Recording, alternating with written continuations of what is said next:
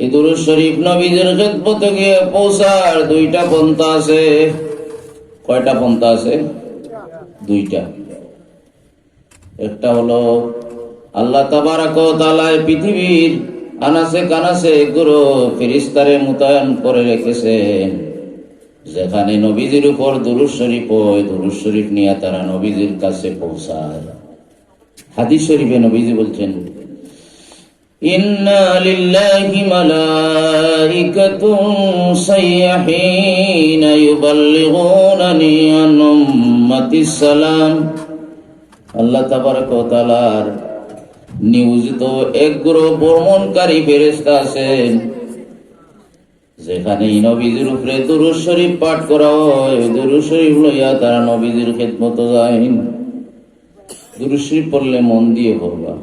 দুরূদ শরীফটা নবীজি কাছে যায়, নবীজি শুনেন।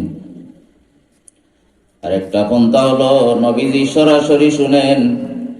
নবীজি বলেন, আসমাউ সালাত আহলি মুহাব্বতি ওয়া আরিফুহুম।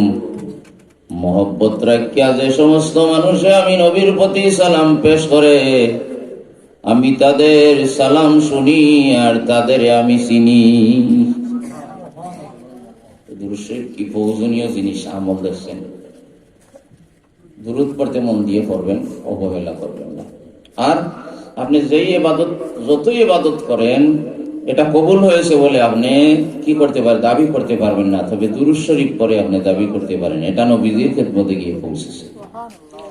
তা আমরা মন দিয়ে কয়েকবার দুরূদ শরীফ পড়ি। আল্লাহুম্মা সাল্লি আলা সাইয়্যিদিনা মাওলানা মুহাম্মদ ওয়া আলা আলি সাইয়্যিদিনা মাওলানা মুহাম্মদ।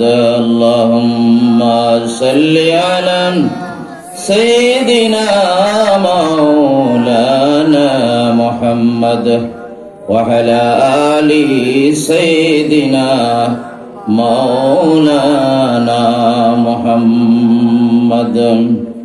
বালাগাল উলা বিকামালিহি কাশাফাত দুজা বিজামালিহি হাসনাত জামিউ খিসালিহি সাল্লু আলাইহি ওয়া আলিহি। বালাগাল উলা বিকামালিহি কাশাফাত দুজা বিজামালিহি হাসনাত জামিউ খিসালিহি সাল্লু আলাইহি ওয়া আলিহি। আল্লাহ তাবারক ওয়া তাআলার কাছে মক্কা শহর পবিত্র এবং মহব্বতের শহর। মদিনা শরীফও আল্লাহ তাবারক ওয়া তাআলার কাছে পবিত্র এবং মহব্বতের শহর।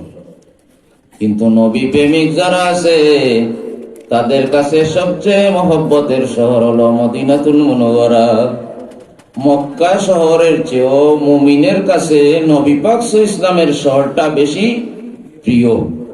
এটা হলো ঈমানের দাবি। নবীজিকে নিজের জান দিয়ে, দম দিয়ে, সন্তান সন্ততি খেসাকারি বেরছে, যতক্ষণ পর্যন্ত আপনি বেশি মহব্বত করবেন না, ততক্ষণ পর্যন্ত আপনি আমি খাঁটি মুমিন হতে পারবো না। যেখানে নবী শাহিত আছেন, এই শহরটাকে যদি আমরা অন্তর দিয়ে মহব্বত না করি, তাহলে বোঝা গেল নবী যেখানে শাহিত আছেন, যে জায়গাকে নবীজি পছন্দ করেছেন, ওই জায়গা আমার পছন্দ হচ্ছে না।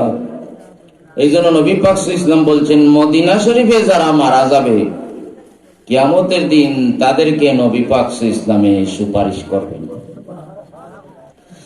চারজন ইমামের মধ্যে ইমাম মালিক রহমতুল্লাহ আলাইহি হলেন মদিনার অধিবাসী। মুসাফির চারজন ইমাম আছেন, ইমাম আবু হানিফা রহমতুল্লাহ আলাইহি, ইমাম মালিক রহমতুল্লাহ আলাইহি, ইমাম শাফিঈ রহমতুল্লাহ আলাইহি, ইমাম আহমদ বিন হাম্বল রহমতুল্লাহ আলাইহি। এই চারজন ইমামের মধ্যে ইমাম মালিক রহমতুল্লাহ আলাইহির বাড়ি হলো মদিনা শরীফ। এই মদিনা শরীফে ইমাম মালিকের জন্ম। যেহেতু নবী পাক সাল্লাল্লাহু আলাইহি ওয়াসাল্লাম বলছেন, এই মদিনা শরীফে যারা মারা যাবে কিয়ামতের দিন নবীজি তাদেরকে সুপারিশ করবেন। এই জন্য ইমাম মালিক রহমতুল্লাহ আলাইহি মদিনা শহর থেকে বাইরে কখনো যেতেন না। কি জন্য? যে আমি যদি অন্য শহরে যাই আর আমি মারা যাই, তে নবীর শহরে আমার মৃত্যু হবে না। তবে ফরজ হজ আদায় করার জন্য একবার তিনি মক্কায় গিয়েছেন, আর যান নাই। ইমাম মালিক রহমতুল্লাহ আলাইহি জীবনে মদিনা শরীফে মাটির উপর দিয়ে জুতা পাও দিয়ে হাঁটেন নাই, কারণ নবী পাক ইসলাম এই জায়গায় শায়িত আছেন, এই জন্য তিনি মদিনার মাটির উপরে জুতা পাও দেন নাই। ইমাম মালিক রহমতুল্লাহ আলাইহি মদিনা শহরের উপরে কোনোদিন ঘোড়ায় তিনি সওয়ার হন নাই। শেষ বয়সে সেই ইমাম মালিক রহমতুল্লাহ আলাইহি বড় পেরেশান আর চিন্তায়, কোন জায়গায় আমার মৃত্যু হবে, মদিনা শরীফে হবে না মদিনার বাইরে কোনো জায়গায় হবে? মৃত্যু কার কোন জায়গায় হবে আমি কি জানি? জানি না। মানুষের একটা বৈশিষ্ট্য আছে, যে বিষয় নিয়ে বেশি বেশি চিন্তা করে স্বপ্ন যুগে মাঝে মধ্যে ওই জিনিসটা তার স্মরণে মেমোরিতে বাসে। বা মালিক রহমতুল্লাহ আলাইহি কোন জায়গায় মৃত্যু হবে, কোন সময় হবে, এই নিয়ে তিনি চিন্তায় আছেন। একদিন ঘুমন্ত অবস্থায় স্বপ্নে দেখলেন কে যেন তার সম্মুখে আসছে, আসার পরে হাতের 5টা আঙ্গুল এভাবে দেখাচ্ছে।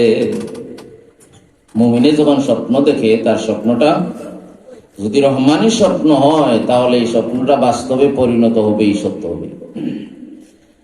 স্বপ্ন দেখার পরে যখন তিনি সজাগ হলেন, বড় চিন্তায় পড়লেন, কি দেখলাম, আমি কি আরো 5 দিন আছি, না 5 মাস আছি, না 5 বছর দুনিয়ার জমিনে আছি? তাই তো মৃত্যু নিয়ে চিন্তা করছে। যেহেতু 5 দেখানো হয়েছে, 5 দিনও হতে পারে, 5 মাসও হতে পারে, 5 বছরও হতে পারে। তিনি পেরেশান হয়ে গেলেন, তার খাদিমকে পাঠালেন। সেই সময় সবচেয়ে বিখ্যাত স্বপ্নের তাবিরকার ইবনে সিরিনের কাছে। খাদিম, তুমি যাও, কে স্বপ্ন দেখেছি ইবনে সিরিনের কাছে নাম বলবে না, বলবে মদিনার এক ব্যক্তি স্বপ্ন দেখেছেন। খাদিম গেলেন ইবনে সিরিনের কাছে। ইবনে সিরিন বললেন, এই স্বপ্ন কে দেখেছে সেটা আপনি বলতে হবে, কারণ আপনি তো এই স্বপ্ন দেখতে পারেন না। খাদিম বললেন, জি না হুজুর, আমি স্বপ্ন দেখি নাই। বলে, কে দেখেছে এটার নাম আপনি বলেন। খাদিম বলছেন, হুজুর, যেই স্বপ্ন দেখেছেন তিনি বলছেন আমি যেন তার নাম না বলি। এখন কিভাবে আমি নাম নিব? তাহলে আমি তার কাছে যাই, গিয়ে অনুমতি নিয়ে আসি যে আপনার স্বপ্নের তাবির বলতে হলে তিনি বলে দিয়েছেন নাম বলার জন্য, আপনি যে স্বপ্ন দেখেছেন, আপনি যে মালিক, সে নামটা যেন আমি বলি। তিনি যখন আসবেন ইবনে সিরিনের কাছ থেকে মদিনার ইমাম মালিকের কাছে, তখন ইবনে সিরিন বললেন, এই স্বপ্নটা মদিনা শরীফে যদি কেউ দেখে, তাহলে ইমাম মালিক ছাড়া আর কেউ দেখবে না। নাম বলার আগেই তিনি বলছেন, মালিক ছাড়া এই স্বপ্ন কেউ দেখতে পারবে না। খাদিম গেলেন, গিয়ে বললেন, হুজুর, ইবনে সিরিন বলছেন নাম বলার জন্য। এমনকি তিনি এটাই বলছেন, মদিনার কেউ যদি এই স্বপ্ন দেখে, তাহলে ইমাম মালিক ওই দেখেছে, আর কেউ দেখবে না। আমি কি আপনার নাম বলবো? তখন ইমাম মালিক রহমতুল্লাহ আলাইহি বললেন, যাও, আমার নাম বলো। তিনি ঘুরে গিয়ে বললেন ইবনে সিরিনের কাছে, জি, আপনি যার কথা বলেছিলেন স্বপন দ্রষ্টা হলেন উনি ইমাম মালিক রহমতুল্লাহ আলাইহি। তখন ইবনে সিরিন তাবির করলেন যে মালিক রহমতুল্লাহ আলাইহি কোন জায়গায় কোন সময় মারা যাবেন এই চিন্তায় তিনি আছেন, কিন্তু কে কোন জায়গায় মারা যাবে, কোন দিন মারা যাবে, এই জিনিসটা আল্লাহ ছাড়া কেউ জানে না।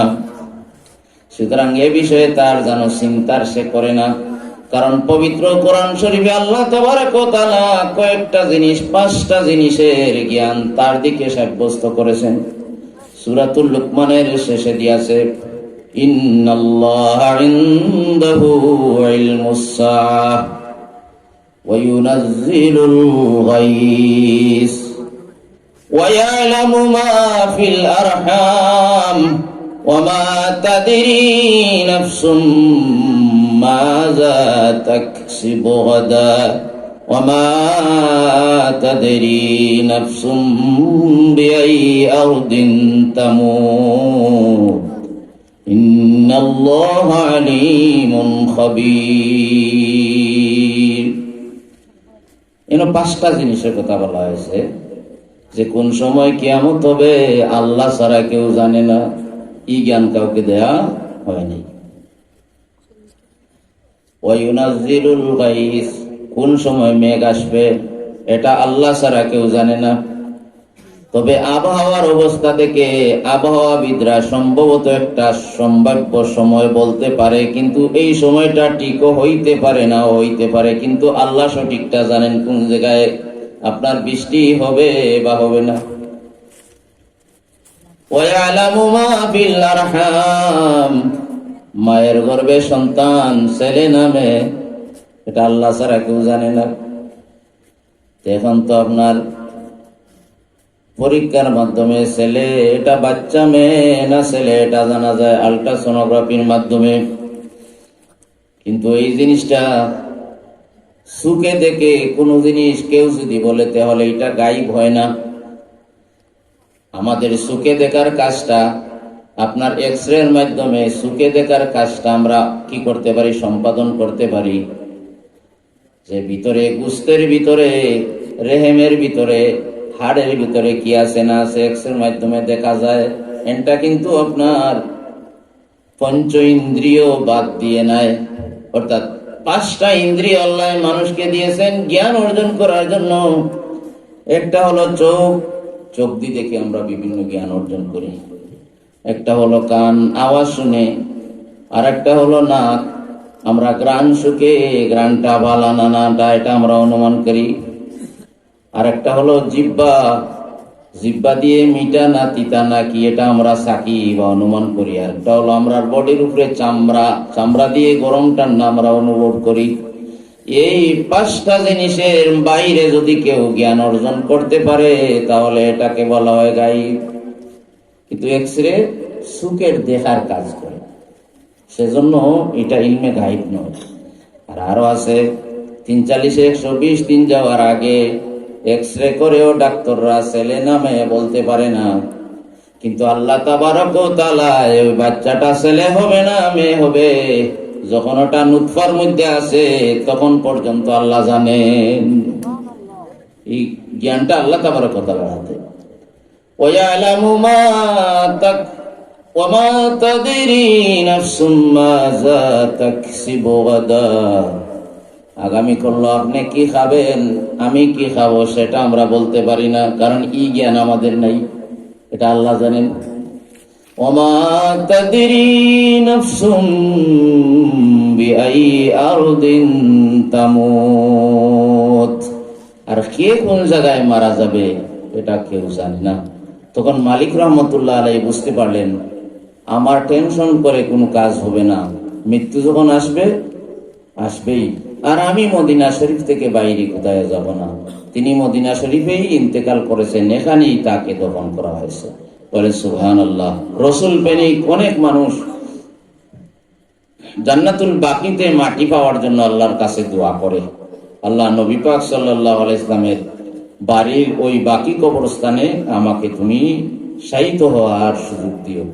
কানে কানে মা ফাতিমা রাদিয়াল্লাহু তাআলা আনহু সহ অনেক সাহাবায়ে কেরাম শায়িত আছেন।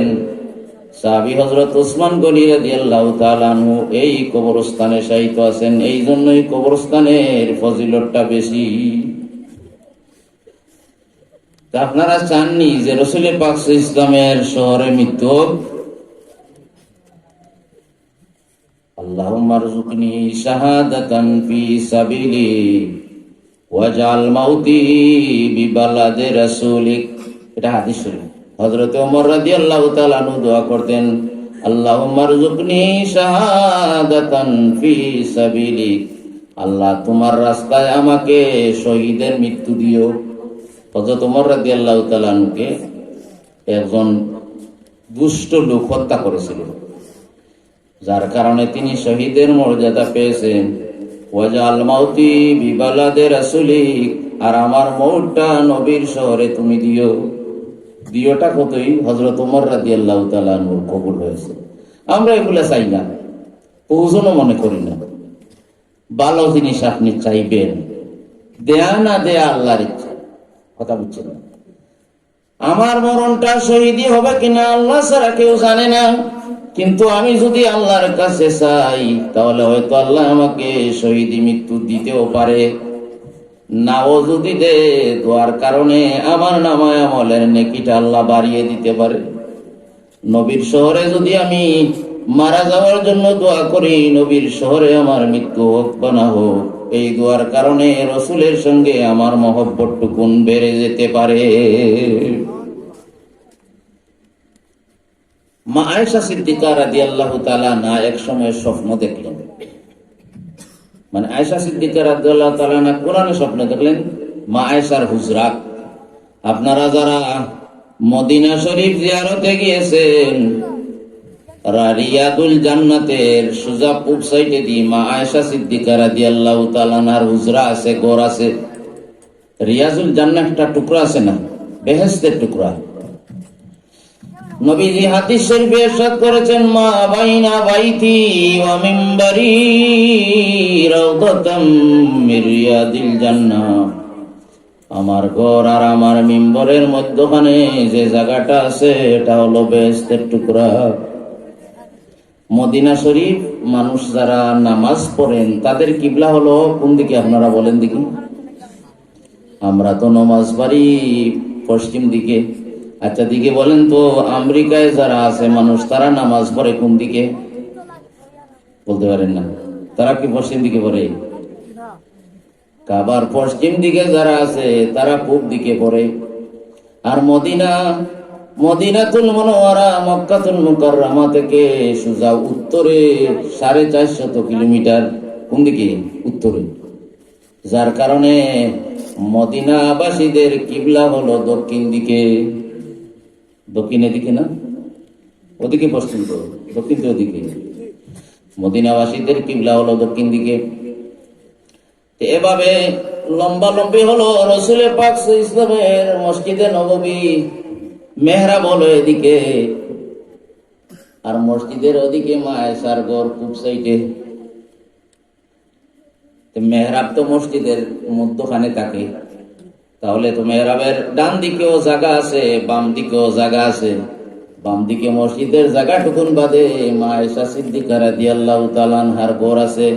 নবীজি বললেন, মা বাইনা বাইতি, বাইতি মানে আমার ঘর, ওয়া মিম্বারি, আমার মিম্বর, যে মিম্বরে বসে নবীজি খুতবা দিতেন। মেহরাবের পাশেই মিম্বর থাকে, মেহরাবের পাশেই মিম্বর থাকে। কোন কোন সময় মেহরাবকে একটু প্রশস্ত করলে মেহরাবের ভিতরেই মিম্বর থাকে। রাসূলের মিম্বর আর মেহরাব একই জায়গায়। মিম্বর থেকে নিয়ে পূব দিকে মা আয়েশা সিদ্দিকা রাদিয়াল্লাহু তাআলা আনহার হুজরা পর্যন্ত যে জায়গাটুকুন, এই জায়গাটুকুন হলো বেহেশতের টুকরা। পৃথিবীতে আল্লাহ তাবারক ওয়া তাআলা কোন নবীকে দুনিয়ার জমিনে কোনো বেহেশতের ভূমি দেন নাই। আপনারা আদম আলাইহিস সালাতু ওয়াস সালাম থেকে নিয়ে ঈসা আলাইহিস সালাম পর্যন্ত খোঁজ করেন, তালাশ করেন, কোন নবীকে আল্লাহ তাবারক ওয়া তাআলা দুনিয়ার জমিনে বেহেশতের কোন টুকরা দেন নাই, বেহেশতের কোন জমি আল্লাহ কোন নবীকে দেন নাই। একমাত্র রাহমাতুল লিল আলামিন, দু জাহানের বাদশা নবী মুহাম্মদুর রাসূলুল্লাহ সাল্লাল্লাহু আলাইহি সাল্লামকে আল্লাহ তাবারক ওয়া তাআলা দুনিয়ার জমিনে একটা বেহেশতের টুকরা দান করেছেন। ওই জায়গায় যদি কেউ ঢুকে নামাজ পড়ে, সে বেহেশতের মধ্যে নামাজ পড়লো। ওই জায়গায় যদি কেউ ঢুকে, বেহেশতের মধ্যে সে ঢুকলো। যারা আপনারা হজে গিয়েছেন, মদিনা শরীফ গিয়েছেন, ওই জায়গায় নামাজ পড়তে হলে বড় ধাক্কা ধাক্কি ঠেলাটালি হয়। এখন আবার সহজে যাওয়া যায় না, এখানে যাওয়ার জন্য অনলাইনে রেজিস্ট্রেশন করতে হয়, এরপরে এখানে যেতে হয়। এটা হলো বেহেশতের টুকরা। আর বেহেশতের টুকরার পূব সাইডে দিয়ে নবী পাক ইসলামের স্ত্রী মা আয়েশার ঘর। মা আয়েশা সিদ্দিকা রাদিয়াল্লাহু তাআলা আনহা এই ঘরে শায়িত অবস্থায় একটা স্বপ্ন দেখলেন। কে দেখলেন? মা আয়েশা একটা স্বপ্ন দেখলেন। আকাশের পূর্ণিমার চাঁদ এক এক করে 3টা চাঁদ মা আয়েশা সিদ্দিকা রাদিয়াল্লাহু তাআলা আনহার কুলে এসে বসে গেছে। চাঁদ কুলে এসছে। মা আয়েশা সিদ্দিকা রাদিয়াল্লাহু তাআলা আনহা স্বপ্নের তাবিরটা তার বাবাকে জিজ্ঞাসা করলেন, বাবা আমি এটা কি দেখলাম? নবীজিকে জিজ্ঞাসা করেন না, নবীজি দুনিয়ার জমিনে আছে। বাবা আমি এটা কি দেখলাম? দেখলাম আকাশ থেকে এক এক করে পূর্ণিমার 3টি চাঁদ আমার কুলে এসে বসে গেছে। হযরতে আবু বকর সিদ্দিক রাদিয়াল্লাহু তাআলা আনহু তাবির তিনি জেনে গেছেন, কিন্তু মা আয়েশাকে এখনো তিনি তাবির বলেননি। তাবির